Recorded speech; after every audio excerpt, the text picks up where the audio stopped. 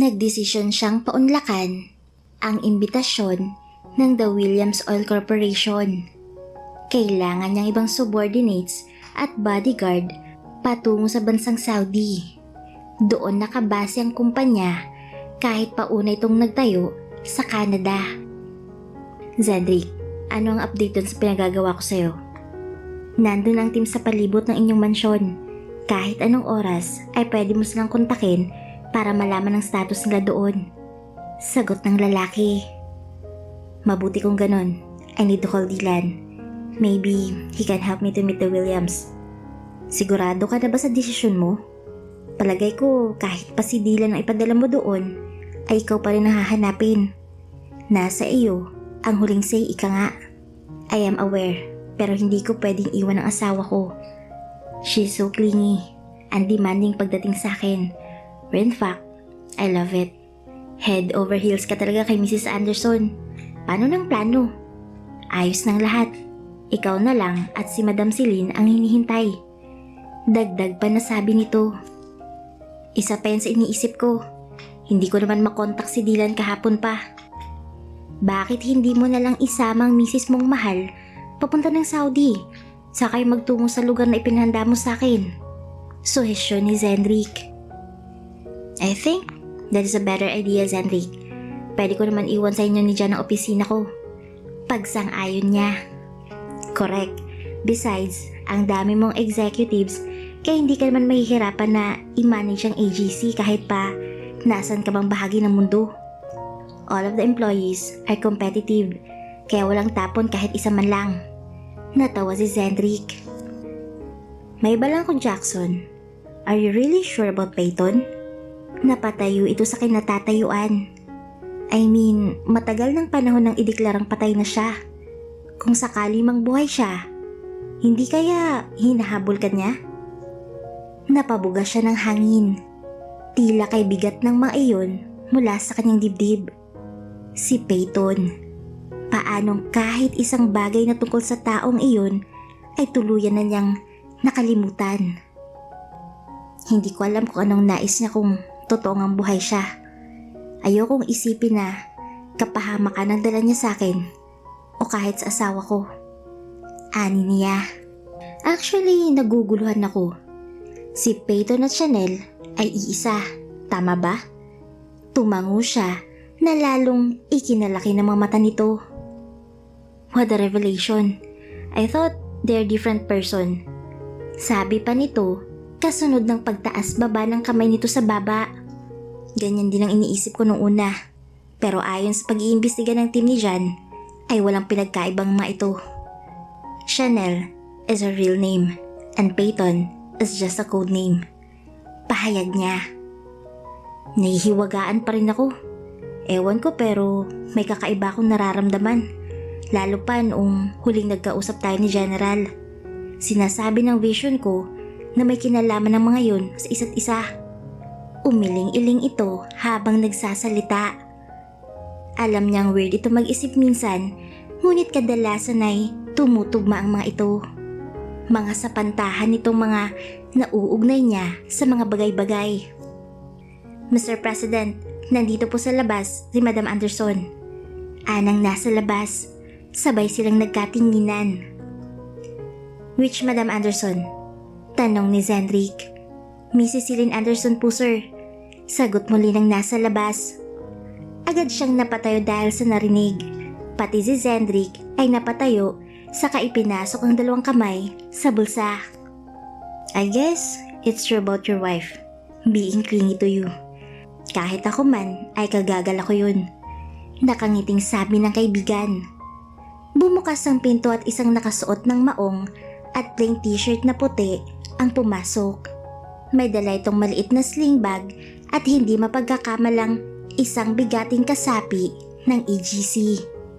Napakasimple nito, ngunit hindi maitatago ang kagandahang taglay nito. Hi baby. Bati niya. Sumilay agad ang napakagandang ngiti nito. Kulang ang sabihing parang nasa ulap siya dahil higit pa doon ang kanyang nararamdaman. Pumaloob ito sa kanyang mga bisig at napapikit siya sa mahigpit nitong pagyakap. Ilang beses niya naman itong hinagkan sa labi hanggang sa marinig ang mahinang pagtikhim ni Zendrik. Ahem, ahem. Nauubo na sabi ni Zendrik. Hello Zendrik, bati ni Celine. Sorry kung naabala ko kayo. Medyo nainip kasi ako sa bahay. Okay lang ba na magstay ako dito? I'll promise na hindi ko kayo istorbohin. Hindi lang ako sanay na wala sa tabi ko ang mister ko eh. Sabi nito. Nakagat niyang ibabang labi dahil sa sinabi ng asawa. Kalalaki niyang tao pero parang umaangat ang mga paa niya sa kinatatayuan niya. Rumagasari ng pagtakbo ng mga daga sa kanyang dibdib, sabayan pa ng pagkabuhay ng kanyang mga ugat sa katawan. Sa akin wala namang problema madam, Esti Celine. You know, I'm a friend at naiintindihan ko ang mga ganyang bagay. Napakamot pang lalaki. Zendrik, don't make us fool. Wala kang alam. Aniya at mahinang tumawa. Secret talent ko yung Jackson. Kahit wala pa akong karanasan, ay may diya naman ako. Confident nitong tugon. Natawa silang mag-asawa. Okay, maiwan ko muna kayo dito. I need to check dyan. Ani nito. Mabilis siyang tumango, gayon din si Celine. Bibi, kumain ka na ba? Pwede ako magpahanda ng pagkain kung gusto mo. Ani niya habang iginigiya ito sa mahabang sopa. Yes, kumain na po ako pero kung sasabayan mo akong kumain ay hindi ako tatanggi. Ani nito. Oh, that's so sweet. Mabuti na lang at nandito ka. I have a proposal to make. Anong proposal na naman yan, sweetie? I have a business meeting outside the country next week and I actually wanted to bring you somewhere in Dubai. Kung okay lang sa'yo. Why not? Of course, okay na okay sa akin basta kasama kita. Inihilig dito ang sarili sa kanyang balikat. Kusa naman niyang ipinalibot ang kamay sa bewang nito. What are you thinking? Malambing nitong tanong. Well, I am speechless because you're here. Wala na akong mahihiling pa kapag nasa tabi kita. Sweetie, nilalanggam na ako dito. Jackson! Jackson! Malakas na tawag ni Jan. Malakas din itong naisara ang pinto. I'm sorry, nandito ka pala Celine. Again, I'm sorry to interrupt you. Bumaling ito sa kanya. Jackson, something came up. Okay, hintayin mo ako sa labas. Tumango ito at saka lumabas na. Baby, dito ka lang, okay? I will. Matapos niyang hagan ito sa buhok, ay nagmadali na siyang lumabas sa kanyang opisina. Nakaramdam siya ng gutom. Mag-iisang oras na ay hindi pa rin bumabalik si Jackson sa opisina kung saan siya naghihintay. Naisipan niyang mag-browse na lang muna sa social media. Hindi pa naman siya ganun kagutom kaya hihintayin niya na lamang ang asawa. Tiyak naman na magmamadali itong bumalik sa opisina sa oras na matapos agad ang urgent na itinawag ni Jan. Kahit si Zendrik ay hindi rin bumalik, marahil nasa meeting ang mga ito. Binuksan niyang isang account niya sa social media nang biglang maalalang isang larawan. Naisipan niyang i-upload ito. Kahit medyo matagal nang nasa gallery niya iyon, ay hindi niya pagsasawa ang tingnan ito.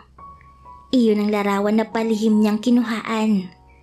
Kahit sinong makakita niyon ay hindi mahuhulaan iyon. Pero dahil kasal na siya kay Jackson, ay madali nang matukoy kung kaninong dalawang magkahawak kamay. Wala na siyang dapat alalahanin. Wala na rin naman siyang dapat itago. Alam na ng buong mundo ang marital status niya sa nag-iisang Jackson Anderson. Tinitingala at nire-respeto ng marami. Kung sakaling marami ang makakita sa larawan ay ayos lang. Hindi naman siguro magagalit ang asawa niya. Gusto lang naman niyang ipaalam sa lahat ng maaaring makakita nun kung gaano siya ka-proud sa lalaki. Caption, I'll never let you go. Nakangiti pa siyang pinagmasdan iyon bago tuluyang pinatay ang mobile phone. Nakaramdam siya ng pagbanyo. Napakunot noo siya ng mapagtantong halos ilang minuto pa lang ang nakakalipas nang pumasok siya ng banyo. Napapadalas yata ang kanyang pag-ihi. Saktong pagtayo niya ay tumunog ang mobile phone niyang naipasok na sa dala niyang sling bag.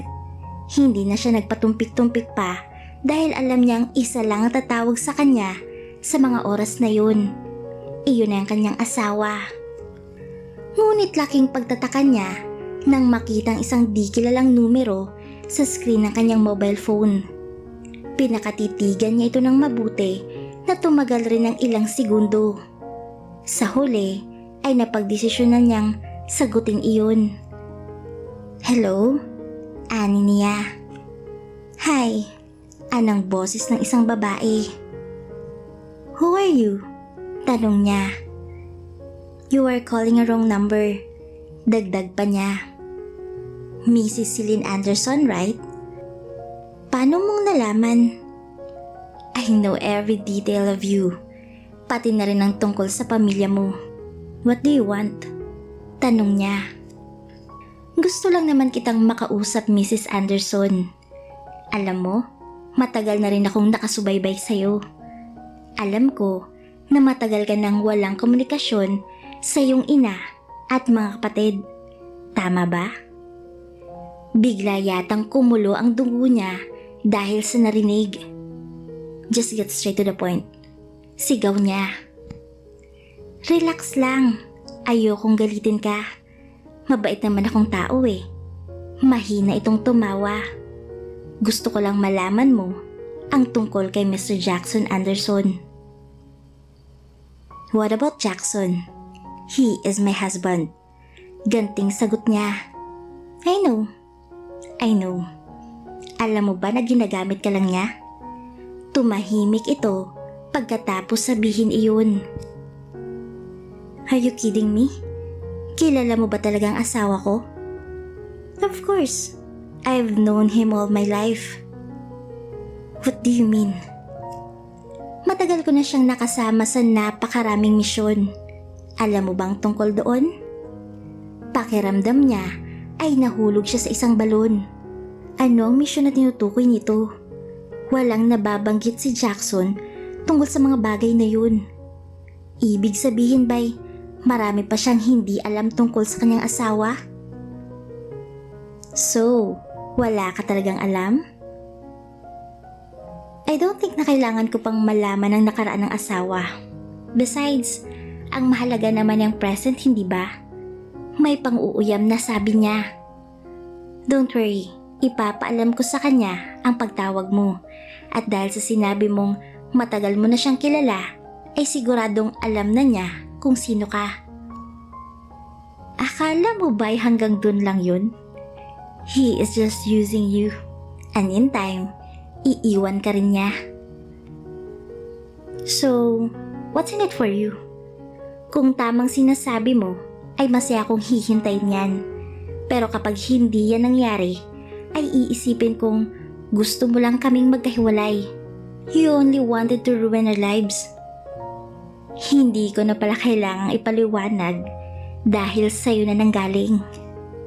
Alam mo, gusto ko magpasalamat sa'yo dahil naging malinaw sa akin ang lahat na kaya hindi sa akin sinasabing nakaraan ng asawa ko ay dahil tuluyan na niyang kinalimutan ang mga araw na nakasama kanya. Mabilis niyang pinindot ang end call button. Iyon ang unang beses na nakipagtalo siya sa isang taong hindi pa niya kilala. Kulang na lang ay umusok ang ilong at tenga niya sa pinaghalong inis at galit. Isa lang naman ang pinupunto ng tumawag sa kanya. Ang siraan si Jackson upang magkasira sila. Well, doon nagkamaling babaeng iyon. Kung dati ay kaya siyang paikot-ikutin ng ibang tao, hindi na ngayon. Pinangako niya sa sarili na pangangalagaan ang samahan nilang mag-asawa. Si Jackson lamang ang dahilan ng kanyang buhay at hindi niya hahayaang mawala ito sa kanya. Lalong hindi niya papayagan na makuha ito ng iba sa kanya. Baby? Ang boses na yon ang nagpabago ng mood niya. Are you okay? Nakalapit na si Jackson sa kanya at marahan siyang hinawakan sa balikat. Agad naman siyang tumango. I'm sorry kung natagalan ako. Nainip ka ba? Nope, actually nag-enjoy nga ako eh. Nagsalubong ang mga kilay ng kanyang asawa. Nag-browse lang naman ako sa social media kaya hindi ako naiinip. At saka alam ko na malapit ka lang sa akin at babalikan mo ko dito. Ikinawit na niyang mga kamay niya sa leeg ni Jackson. Oh, tanging nasagot nito kasabay ng pagngiti nito. Muli na naman niyang nasilayan ang malahugis puso nitong labi. I love you so much, sweetie. Ani pa niya. Parang gusto ko nang umuwi sa ating mansyon. Alam mo yun? Dalawang kilay nitong nakataas na tila hinihintay ang tugon mula sa kanya. Why not? Pero pwede bang kumain muna tayo? Nagutom ako eh. Of course, saan mo gusto kumain? Kahit saan basta kasama ka. Walang kagatol-gatol niyang sabi. Okay, hinagga nitong isa niyang kamay. So tara na? Wait, nakalimutan ko kailangan ko palang magbanyo. Bumitaw na siya mula sa pagkakahawak ng asawa. Okay, I'll wait you here. Ani nito. Zandrik, aniya nang masalubong ito sa lobby. Just to inform you na nakalaya na si Mr. Sanchez. Bulong nito sa kanya. Mabuti na lang at kausapan ni Celine ang isa sa staff ng front desk. Kailan pa? Kanina lang. Please be more careful. Alam mo naman ang kahihiyang dinulot nun sa kanya at hindi malabong maging ganti ang matandang iyon unless may natutuhan siya sa loob ng selda. Mahina ngunit madiin ang pagkakasabi ng kanyang kaibigan. Thanks for giving me a heads up. Papalapit na si Celine. Pabulong niyang sagot. Hi Mrs. Anderson. Pasensya na kung hindi ako nakabalik agad. Hindi tuloy tayo nakapagkwentuhan. Ani ni Zendrik nang makalapit ng asawa sa kinaroroonan niya. It's okay Zendrik. I know you're busy. Nakangiting sagot ng kanyang asawa. Agad na hinanap ang kanyang kamay upang ipagsalikop sa kamay nito. Why don't you join us for lunch? Gusto ko sana kaya lang busog pa ako eh. Alam ko naman na gustong gusto kang masolo ni Mr. President. Biro pa ng kaibigan. I'm glad you know it. Sabad niya. Pinisil pa niyang palad ni Celine. Sige, enjoy you too. Akyat na ako sa taas. Paalam ni Zendrik. Sabay pa nilang pinagmasdan ito hanggang sa makalayo sa kalamang sila tuluyang lumabas ng gusali. Nakasunod sa kanila ang mga piling bodyguards na magbabantay sa kanilang mag-asawa. Kasundo mo na pala mga staff sa front desk. Ani niya. Well, mabait na sila sa akin kahit noong hindi pa nila alam na akong kabiyak mo. Sagot nito. Ramdam nilang mabuti kang tao at napakaganda pa. Compliment na sabi niya. Ganun din bang tingin mo sa akin? Tiningala siya nito. Higit pa doon. Agad niyang tugon. I love you sweetie at hindi ako mapapagod na sabihin yun sa'yo. I love you more baby. Naging mabilis ang mga kilos ng mga bodyguards na nakasunod sa kanila. Biglang nagsulputan mga grupo ng mga tao hustong makalabas sila ng exit door. May mga dala itong kamera at akmang kukuhaan sila ng larawan nang biglang humarang upang sila'y takpan. Mr. Anderson, gusto po sana naming makapanayam si Mrs. Celine Anderson.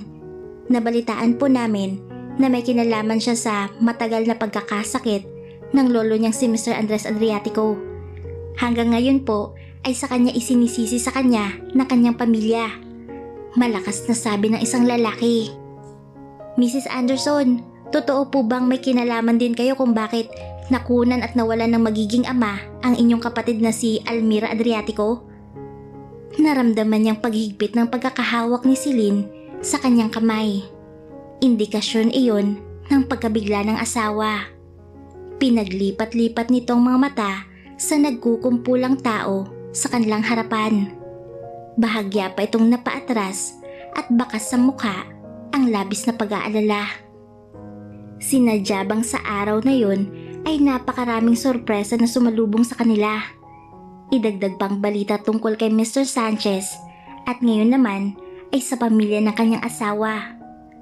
Bagamat wala ng komunikasyon nito sa mga kamag-anak ay masyadong malaki ang iniwang hindi kaaya-ayang memories at experiences kay Celine.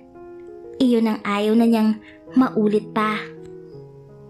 Sir Jackson, just tell us what to do po. We'll do our best to cover you, sir. Ani ng isa sa bodyguard na nasa kanyang tabi. Nilingon niyang asawa na unti-unting nanlalamig ang mga kamay. Baby, are you okay? Kung gusto mo, balik na lang muna tayo sa loob. Sweetie, hindi ko naiintindihan ang tinatanong nila sa akin. Garalgal ang boses na sabi ng kanyang may bahay. Agad niya itong kinabig upang mayakap. Ramdam niyang panginginig ng katawan nito na una niyang nakita noong pumasok ito sa silid niya sa Mitsuki Club. Ang takot na matagal nang nilimot nito ay unti-unti na namang bumabalik. Nagpapanik ang buong kalooban nito. Akma niyang kukunin ang mobile phone mula sa kanyang bulsa nang biglang sumulpot si John. Palagi na lang itong humahangos tuwing makikita niya. Tumango ito sa kanya at saka nagtuloy sa kanilang unahan. Magandang umaga po sa inyong lahat. Ako po ang head ng legal counsel ng AGC. Wala pong permisong pagpunta ninyo at maaari kayong makasuhan dahil sa ginawa ninyo. Kung gusto nyo pong makapanayam ang kabiyak ng presidente at isa sa shareholder ng AGC, idaan po ninyo sa tamang proseso. Bulungan ang naging tugon ng mga ito. Kung hindi pa po kayo aalis, ay mapipilitan na po akong tumawag ng mga pulis para mas maliwanagan kayo. Dagdag na sabi pa ni John. Sa sinabi nito ay mabilis na kalasan ng mga ito at dali-daling sumakay sa kanilang sasakyan. Thanks, John. Aniya habang yakap pa rin ng asawa. Mabuti na dumating ka. Paano mo nalaman? Pabalik na ako actually sa office nang marinig ko ang usapan ng ilang staff tungkol sa nangyayari dito. Nakaready naman ang mga security kung sakaling hindi madadala sa pakiusapan ang mga yan. Salamat ulit Jan. Ikaw na munang bahala dito. Tawagan ko si Zendrik later. Didiretso na muna kami sa mansyon. Sabi pa niya. I'll see if makakabalik ako mamaya. Dagdag pa niyang sabi. Stay with Celine. She's still in shock. I know what to do. Tugon ng lalaki. Tumango siya at inalalayang maglakad si Celine patungo sa sasakyang naghihintay sa kanila. Maingat niyang naipasok ito at agad na dinala sa mga bisig ang nanginginig pa rin itong katawan. Labis ang naging epekto nito sa kanya ang makitang nahihirapan ang babaeng mahal niya. Baby, nandito lang ako. Hindi kita iiwan. Promise ko sa'yo, hindi ba? Hinalik-halikan niya sa buhok. Maya-maya pa ay unti-unti siyang nakaramdam ng pagkabasa ng kanyang dibdib. Umiiyak na palang kanyang asawa. Tahimik itong naglalabas ng lahat ng hinanakit at sama ng loob. Napabuga siya ng hangin. Nagngangalit ang kanyang mga kamao. Parang gusto niyang makipagbuno sa kahit na sino upang mailabas ang kanyang galit. Hindi niya kayang nakikitang nasasaktan si Celine at hindi niya hahayaan na mangyari pa ulit yun. Sweetie? Baby? Ako ba talagang naging sanhi na pagkakasakit ni Lolo? Tanong ni Celine sa pagitan ng paghikbi. Nagmistula itong bata na naging mahina sa mga kaaway. Hindi yun totoo, baby. Alam kong may mga taong gusto lang nasirain tayo, ang magiging pamilya natin. Pero ito lang masasabi at may papangako ko sa'yo. Inangat niya ang mukha ng asawa. Gagawin ko ang lahat para sa'yo. Nakahanda kong protektahan ka ng buong buhay ko. Bumalong ang mga saganang luha sa mga mata nito. Salamat. Salamat, sweetie. Ani nito at muling isiniksik ang sarili